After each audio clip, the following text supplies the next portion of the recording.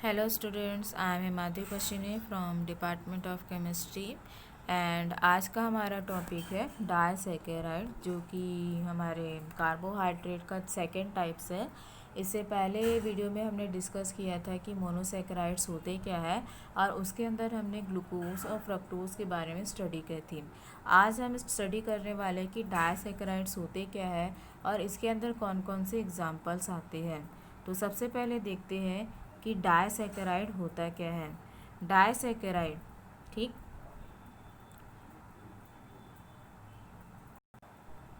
Disaccharide जैसा कि आप जान रहे हैं, नाम से ही एक्सप्लेन है, डाइसैकेराइड, ठीक है। डाई का मतलब क्या होता है, दो, और सैकेराइड का मतलब क्या होता है, शुगर मॉलिक्यूल, ठीक है, यही होता है। तो डाई मतलब दो होता है और सैकेराइड का मतलब होता है शुगर, मतलब डाइसैकेराइड में शुगर्स के दो मॉलिक्यूल्स पाए जाते हैं, ठीक है। अब यहाँ पर देखिए, you have already read that saccharide on hydrolysis, ठीक है, with dilute acid and enzyme.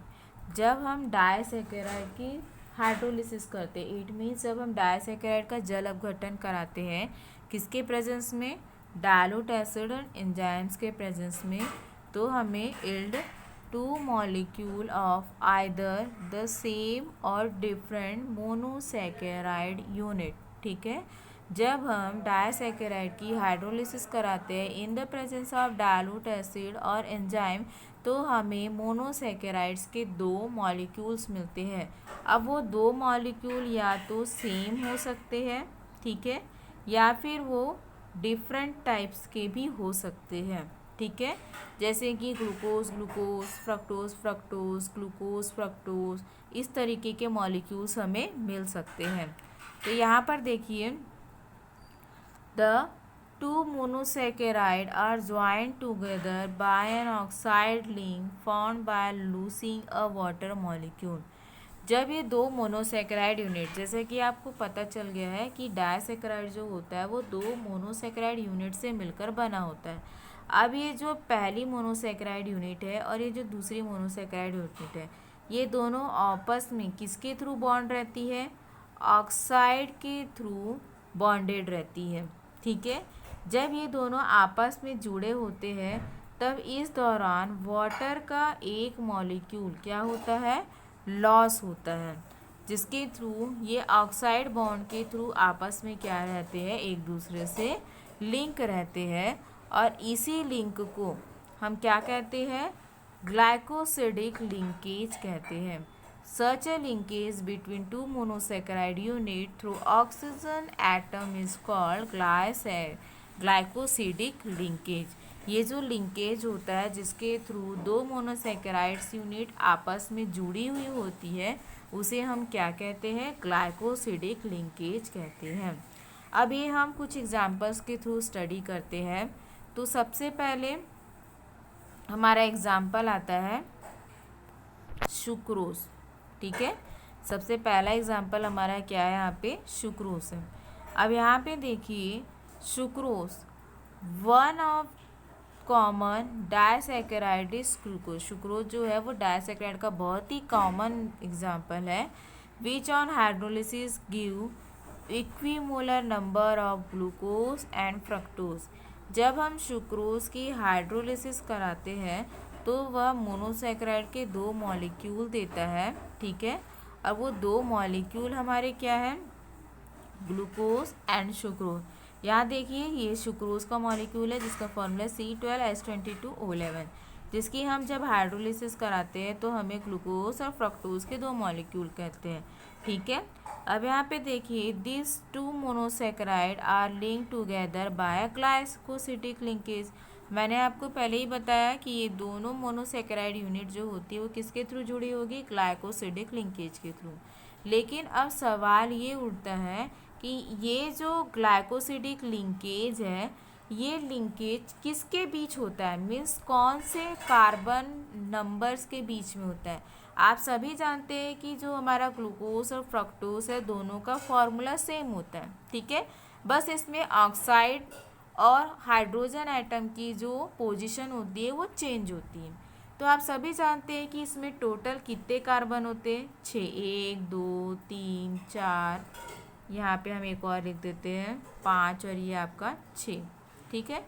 6 carbon है, मतलब ये पहला, ये दूसरा, ये तीसरा, ये चौथा, ये पांचवा, ये छठवा। तो जब ये दो ऐसे दो सेम, ठीक है, हम एक और लिख देते हैं यहाँ पे 1 2 3 4 5 और ये 6। तो ये जो दो मोनोसेक्राइड यूनिट है, ये पहली मोनोसेक्राइड यूनिट है, दूसरी, तो इन दोनों मोनोसेक्राइड यूनिट के कौन से कार्बन नंबर्स आपस में लिंक्ड होते हैं। तो देखिए यहाँ पर between C1 of alpha glucose and C2 of beta fructose, ठीक है।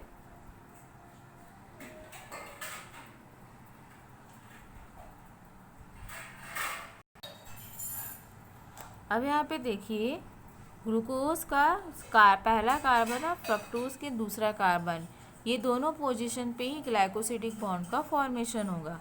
Since the reducing group of glucose and fructose are involve in glycosidic bond formation, sucrose is non reducing sugar, ठीक है।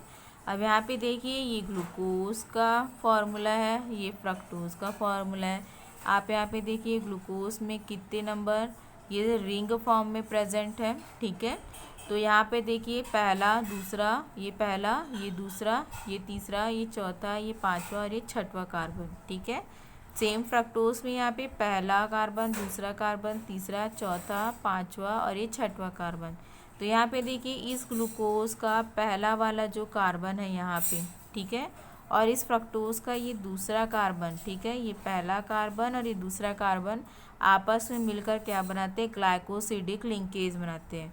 और जब ये ग्लाइकोसिडिक लिंकेज बनता है तो उस दौरान वाटर का एक मॉलिक्यूल यहाँ से लॉस हो जाता है, जिसके बाद ही इस ग्लाइकोसिडिक लिंकेज का फॉर्मेशन होता है। तो ये था सुक्रोज। अब देखिए यहाँ पे sucrose is dextrorotatory but after hydrolysis give dextrorotatory glucose and laevorotatory fructose. इसका मतलब ये हुआ कि जब ग्लूकोज सुक्रोज जो होता है वो डेक्स्ट्रोरोटेटरी होता है, लेकिन हाइड्रोलिसिस के बाद हमें ग्लूकोज जो होगा वो डेक्स्ट्रोरोटेटरी और फ्रक्टोज जो होगा वो लिवोरोटेटरी होगा। Since the laevorotation of fructose is more than dextrorotation of glucose. अब यहाँ पे देखिए एक चीज़ यूज़ हुई है, यहाँ पे क्या कहा जा रहा है कि यहाँ पे लीवो रोटेशन ऑफ फ्रक्टोज -92.4 डिग्री और डेक्स्ट्रो रोटेशन ऑफ ग्लूकोज जो है +52.5 डिग्री है। मतलब जो रोटेशन होगा फ्रक्टोज मॉलिक्यूल में वो ज़्यादा होगा as compare to glucose molecule. Thus hydrolysis of sucrose bring about a change in the sign of rotation from dextro to levo। तो चेंज कहाँ से कहाँ होगा, डेक्स्ट्रो से लीवो में चेंज होगा, तो उसे क्या कहा जाएगा, इन्वर्ट शुगर कहा जाएगा, ठीक है।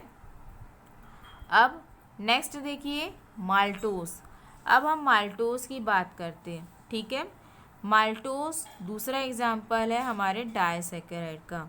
तो माल्टोस में देखिए यहाँ पे क्या दिया है, another disaccharide maltose is composed of 2 alpha D glucose unit in which C1 of the one glucose is linked to the C4 of another glucose unit।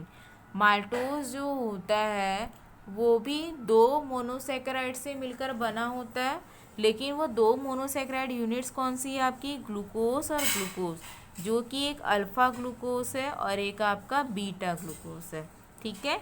अब यहाँ पे देखिए अब ये दोनों ग्लूकोज किसके थ्रू लिंक्ड रहेंगे, सेम हमारा ग्लाइकोसिडिक बॉन्ड, ठीक है। कौन सा बॉन्ड, ग्लाइकोसिडिक बॉन्ड के थ्रू लिंकेज रहेंगे, ठीक है। तो ये जो ग्लाइकोसिडिक बॉन्ड है वो इस ग्लूकोज के पहले कार्बन और इस ग्लूकोज के चौथे कार्बन के बीच बनता है, और इस बॉन्ड के बनने में भी यहाँ से हमारा वाटर का एक मॉलिक्यूल रिलीज होगा, ठीक। The free aldehyde group can be produced at C1 of second glucose in solution and it show reducing property, so it is a reducing sugar. अब हमारा नेक्स्ट आता है लैक्टोज, जो कि तीसरा एग्जाम्पल है डाइसैकेराइड का। तो लैक्टोज में देखिए क्या दिया हुआ है, it is more commonly known as milk sugar since this disaccharide is found in milk. ये जो होता है वो मिल्क में पाया जाता है। It is composed of beta galactose and beta D glucose. ये जो लैक्टोज होता है वो गैलेक्टोज और ग्लूकोज से मिलकर बना होता है। This link is between C1 of galactose and C4 of glucose and it is also called reducing sugar. तो देख लीजिए, गैलेक्टोज का पहला कार्बन और ग्लूकोज का चौथा कार्बन आपस में मिलकर ग्लाइकोसिडिक बॉन्ड बनाते हैं, जिसके कारण ये कौन से शुगर कहलाते हैं, रिड्यूसिंग शुगर कहलाते हैं। ठीक है, तो ये था लैक्टोज। तो ये था हमारा आज का टॉपिक डाइसैकेराइड। तो ये था आज का टॉपिक हमारा डाइसैकेराइड। आज हमने स्टडी किया कि डाइसैकेराइड होता क्या है, जो कि दो मोनोसैकेराइड यूनिट से मिलकर बना होता है। आफ्टर हाइड्रोलिसिस इनमें रोटेशन पाया जाता है, जिसके कारण इनकी जो प्रॉपर्टीज़ होती है वो चेंज हो जाती है। जैसे कि हमने देखा लैक्टोज, जो कि हमारा क्या है, रिड्यूसिंग शुगर है। Same as it is maltose भी हमारा रिड्यूसिंग शुगर है, लेकिन सुक्रोज क्या है, हमारा इन्वर्ट शुगर कहलाता है। तो ये था आज का टॉपिक डाइसैकेराइड। Thank you.